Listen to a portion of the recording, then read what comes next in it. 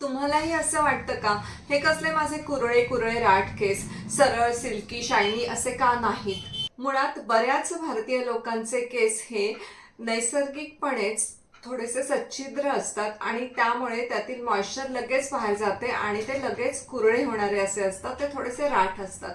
म्हणूनच आपल्याकडे केसांना रोज तेल लावून त्यातील मॉइश्चर टिकवून ठेवण्याची पद्धत होती. परंतु हे कुरळे केस सुद्धा सुंदर असतात.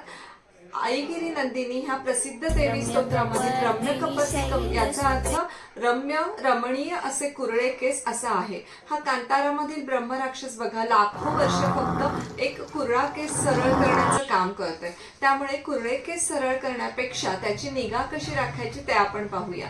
कुरळे केसांसाठी जाड दातांचा कंगवा वापरावा. जास्त वेळा आणि ते पण सल्फर असलेल्या शॅम्पूने केस धुवू नयेत. यामुळे केसातील नैसर्गिकपणे असलेले ऑइल सुद्धा निघून जाते आणि केस जास्तच फिझी होतात.